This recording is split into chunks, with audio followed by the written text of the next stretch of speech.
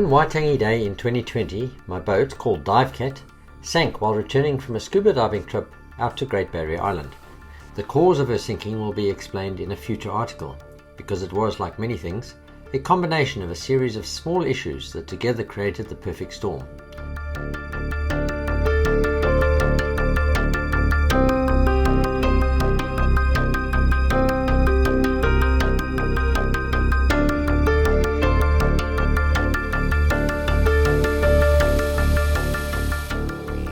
She sank in 43 metres of water, right in the middle of the Firth of Thames, a patch of water known for a fierce tidal stream and offering no shelter from any wind direction.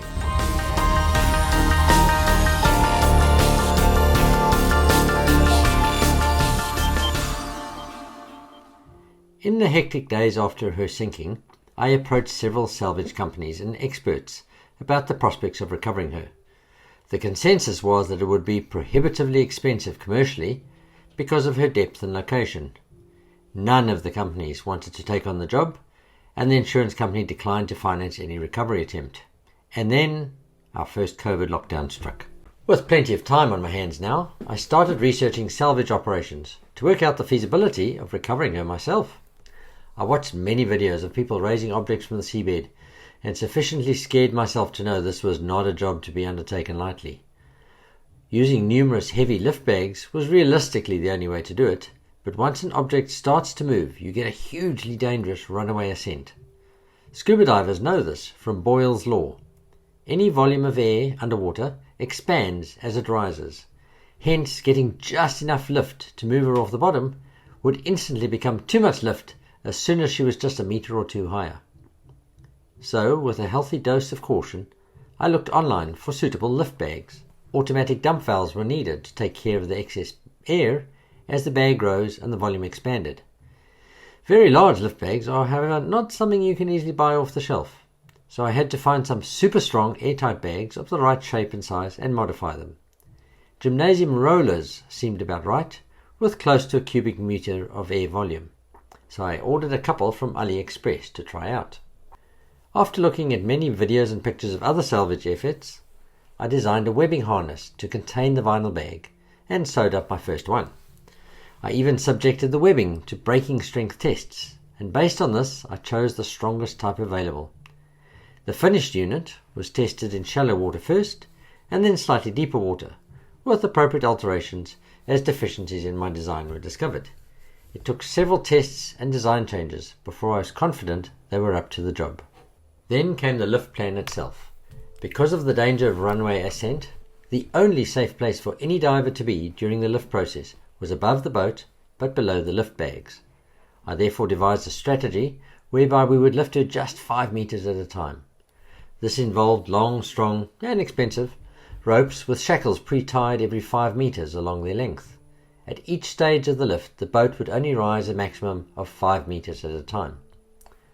Apart from the initial deep dive to fit the straps and ropes, the recovery divers would spend the bulk of the operation at depths of 10 to 15 metres only. This is an important consideration for diver safety. We would continually fit new bags no deeper than 15 metres. Once they were sufficiently full, the boat would lift only until the topmost bags reached the surface.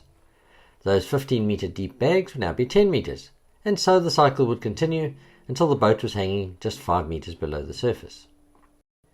Crucial to the success of this stage of the operation was the tide.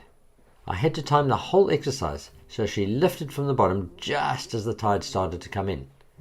With the tidal stream out there of 1.5 knots, a full tide cycle would take us 6 or 7 nautical miles towards shallow water. The plan was to combine this with a sideways pull with our dive boat, easing her gently towards the shores of the Coromandel. Our target was Elephant Cove in the Happy Jack Islands, with a gently shoaling pebbly beach that we could use for the final floating. In between all this planning and preparation was the problem of finding her current resting place. Several unsuccessful search attempts using a fish finder showed that she was nowhere even close to the last location that I'd received from her onboard GPS. Reluctantly, I resorted to Facebook, knowing the torrent of abuse this would generate from the usual internet trolls. And so it proved.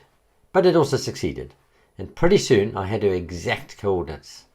It turns out that the commercial fisherman had wrapped his net around an object that should not be there. She had drifted almost a full nautical mile from her last broadcast location before eventually going down to the bottom. And then life threw another curveball my way, when I suffered a heart attack in November 2020. That put paid to my diving for 3 months, just at that crucial phase when I now knew where she was and was desperate to see what condition she was in. Were my plans just an academic waste of time, or was she still worth salvaging? Champing at the bit, I eventually got a clean bill of health from the doctors after Christmas, and my dive buddy and I set out for the first deep dive down to her. The relief on seeing her sitting upright on the bottom, undamaged and in good condition, cannot be described.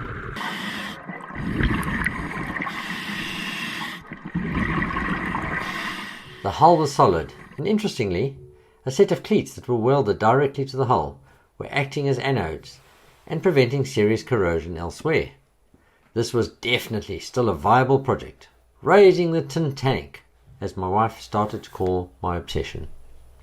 Since at this stage I had no formal qualifications for deep diving, I immediately signed up for some appropriate training, which also necessitated an upgrade to my dive equipment. That first dive was a very quick drop down and look, but to achieve anything significant, I needed to spend a reasonable amount of time down at 43 meters. This required technical diving skills, and I set about acquiring these. With the right gear and training, and a mixture of gases, we could get 25 minutes at the bottom, with another half an hour or more of decompression stops coming back up. Not a long time, especially since we could only dive exactly at slack tide, but it would have to do. The final plan for her salvage evolved over the course of the following year in a total of 18 deep dives, going down to her whenever weather conditions allowed. Decompression stops in the middle of winter were very unpleasant, and I invested in electrically heated scuba vests to keep us warm. That darn fishing net both complicated access and greatly increased the risk of entanglement for the divers.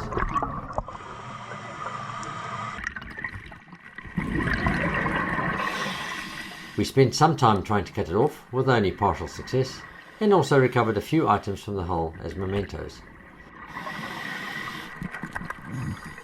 Finding secure locations to attach lifting straps remained the main challenge, and several options were explored.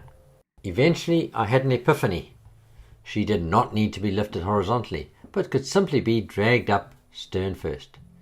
This had several positives, mainly that the first stage of the lift would only partially move her.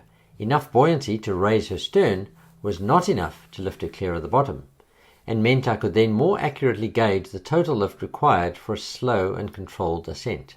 The other point I learned from some earlier trials was to massively overspec everything.